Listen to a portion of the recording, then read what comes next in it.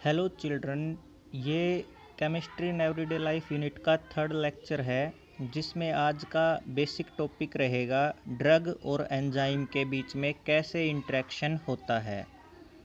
तो क्या होता है, drugs which inhibit any of the two activities of enzymes discussed above are called enzyme inhibitor.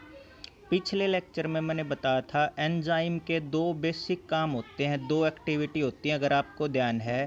पहली activity ये थी रिएक्टेंट मॉलिक्यूल को पकड़ना एक्टिव साइट के ऊपर अलग अलग टाइप के बॉन्ड से, और दूसरी एक्टिविटी ये बताई थी उसी एक्टिव साइट पर उसके लिए फंक्शनल ग्रुप या बाइंडिंग साइट अवेलेबल करवाना ताकि दोनों के बीच में रिएक्शन हो सके।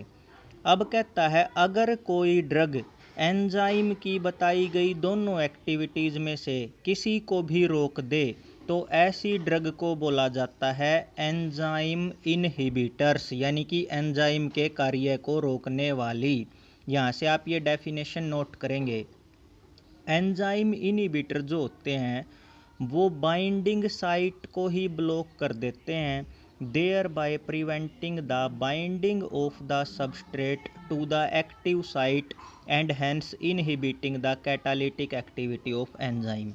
मतलब क्या है, जो एंजाइम इनहिबिटर ड्रग होते हैं वो बाइंडिंग साइट को रोक देते हैं। अगर बाइंडिंग साइट रुक जाएगी तो जो रिएक्टेंट है, जो सबस्ट्रेट है, वो एक्टिव साइट तक नहीं पहुंच पाएगा, और अगर वो एक्टिव साइट तक ही नहीं पहुंचा तो एंजाइम कैटालिस्ट का रोल प्ले नहीं कर पाएगा। अब कहता है drugs inhibit the attachment of natural substrate on active site of enzyme in two different ways as explained below। Drugs जो होती हैं वो नेचुरल रिएक्टेंट को एक्टिव साइट तक पहुंचने में दो तरीके से रोक सकती हैं अटैचमेंट को। सबसे पहला तरीका क्या है, drugs which compete with natural substrate for their attachment on the active site of enzymes are called competitive inhibitor। अब देखिए, पहले मैं आपको एक्सप्लेनेशन देता हूँ फिर मैं ये टर्म समझाऊंगा। ये एंजाइम है, ये उसकी एक्टिव साइट है, ये नेचुरल रिएक्टेंट है जिसको यहाँ पे आके फिट होना है, और ये ड्रग है। अब अगर आप ध्यान से देखोगे तो दोनों की शेप और साइज लगभग एक जैसे हैं।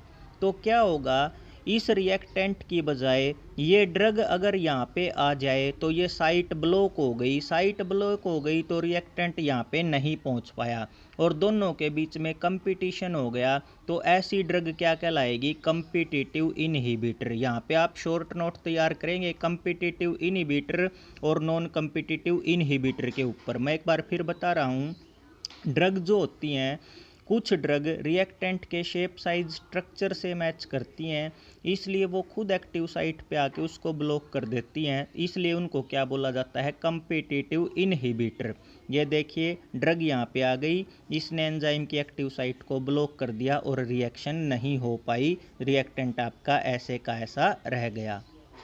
दूसरा कहता है कुछ जो ड्रग्स होती हैं do not bind to the active site but bind to a different site of the enzyme which is called allosteric site. सबसे पहले आपको एलोस्टेरिक साइट का पता होना चाहिए।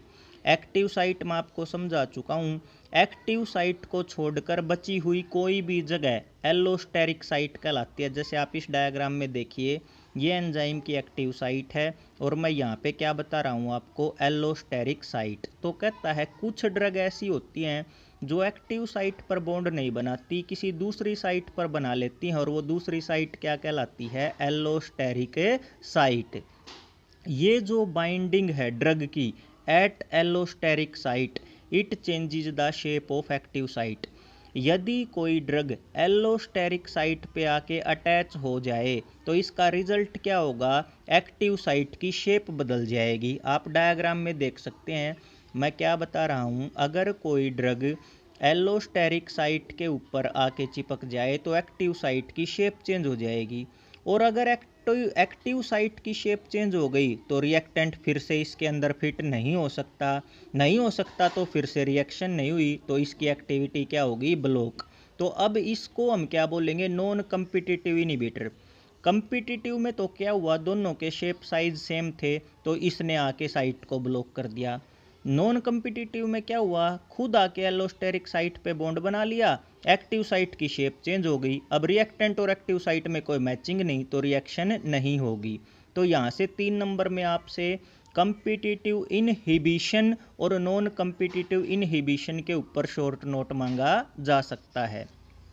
अब कहता है if the bond formed between an enzyme and drug is strong covalent bond which can not be broken easily then the enzyme is blocked permanently. ये एक्स्ट्रा चीज़ें हैं, आपको लिखने की आवश्यकता नहीं है, मैं समझा देता हूँ। कहता है अगर एंजाइम और ड्रग के बीच में स्ट्रॉन्ग कोवलेंट बॉन्ड यहाँ पे बनता है तो इसकी साइट परमानेंट ब्लॉक हो जाती है। इससे क्या होगा, बॉडी डिग्रेड हो जाएगी और जो एंजाइम ड्रग इनहिबिटर कॉम्प्लेक्स बना था वो नए एंजाइम बनाने शुरू कर देगा, सिंथेसाइज द न्यू एंजाइम। तो ये आपके काम का नहीं है, आपको सिर्फ यहाँ तक एक शॉर्ट नोट तैयार करना है। Thank you. अगला हेडिंग नेक्स्ट वीडियो में डिस्कस किया जाएगा।